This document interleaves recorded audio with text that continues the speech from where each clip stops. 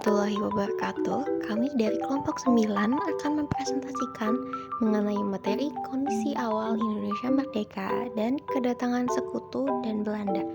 Selamat mendengarkan, semoga bermanfaat dan dapat dipahami. 1. Kondisi awal Indonesia Merdeka. Secara politis, keadaan Indonesia pada awal kemerdekaan belum begitu mapan. Hal ini tak lain karena masih ada kekuasaan asing yang tak rela Indonesia merdeka, seperti Jepang yang terus mengganggu rakyat Indonesia dengan beralasan bahwa ia diminta oleh sekutu untuk tetap menjaga Indonesia dalam keadaan status quo. Tidak hanya Jepang, bangsa Indonesia juga harus berhadapan dengan tentara Inggris atas nama sekutu dan juga Belanda atau NICA, Netherlands Indies Civil Administration, yang berhasil datang kembali ke Indonesia dengan membonceng sekutu. Kondisi perekonomian negara masih sangat memprihatinkan sehingga terjadi inflasi yang cukup berat. Hal ini dipicu karena peredaran mata uang rupiah yang tidak terkendali, sementara nilai tukar yang masih sangat rendah. Pemerintah RI sendiri tidak bisa melarang beredarnya masalah tersebut, mengingat Indonesia belum memiliki mata uang sendiri. Saat itu berlaku 3 jenis mata uang, yaitu the Javas Bank, uang pemerintahan Hindia Belanda, dan mata uang rupiah Jepang. Bahkan ada mata uang NICA. Kondisi perekonomian semakin parah karena adanya blokade yang dilakukan NICA.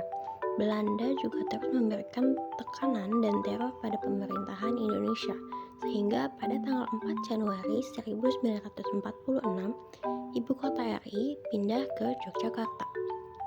Untuk mengatasi keadaan keuangan pada 1 Oktober 1946, Indonesia mengeluarkan uang RI yang disebut ORI atau Uang Republik Indonesia.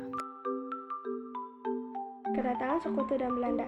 Penyerangan Jepang kepada sekutu tanpa syarat pada tanggal 14 Agustus 1945 membuat analogi bahwa sekutu memiliki hak atas kekuasaan Jepang di berbagai wilayah, terutama wilayah yang sebelumnya merupakan jajahan negara-negara yang masuk dalam sekutu.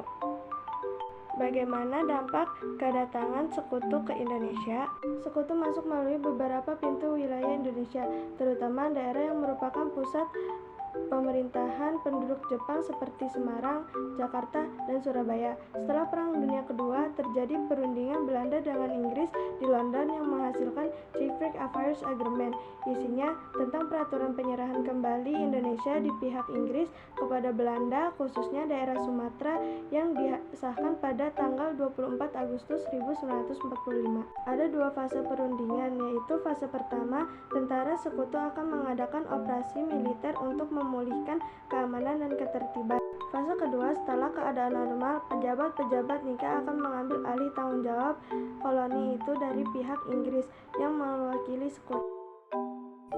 Kedatangan sekutu dan Belanda. Untuk melaksanakan isi perjanjian Potsdam, maka pihak SWPAC South West Pacific Areas Command di bawah Lord Louis Mountbatten di Singapura segera mengatur pendaratan tentara sekutu di Indonesia. Kemudian pada tanggal 16 September 1945, wakil Mountbatten yakni Laksamana Muda W.R. Peterson dengan menumpang kapal Cumberland mendarat di pelabuhan Tanjung Perak, Surabaya. Dalam rombongan Peterson ikut serta Van der Waals, seorang Belanda yang mewakili Haji Van Mock, pemimpin NICA.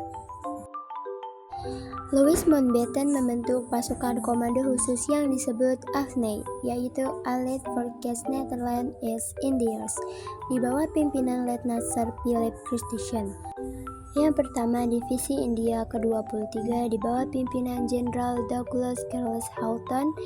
Daerah tugasnya di Jawa bagian barat dan berpusat di Jakarta. Lalu yang kedua, Divisi India ke-5 di bawah Komando Jenderal Eric Garden Mansell, bertugas di Jawa bagian timur dan berpusat di Surabaya. Dan yang terakhir, Divisi India ke-26 di bawah Komando His Majesty Chambers yang bertugas di Sumatera, pusatnya di Medan. Christison sebagai pemimpin AFNAI menyadari bahwa untuk menjalankan tugasnya tidak mungkin tanpa bantuan pemerintahan RI. Oleh karena itu, Christison bersedia berunding dengan pemerintahan RI. Pada tanggal 1 Oktober 1945, Christison mengeluarkan pernyataan pengakuan secara de facto tentang negara Indonesia. Namun, pada kenyataannya pernyataan tersebut banyak yang dilanggar. Sekian video presentasi dari kelompok 9, kurang lebihnya mohon dimaafkan. Terima kasih. Wassalamualaikum warahmatullahi wabarakatuh.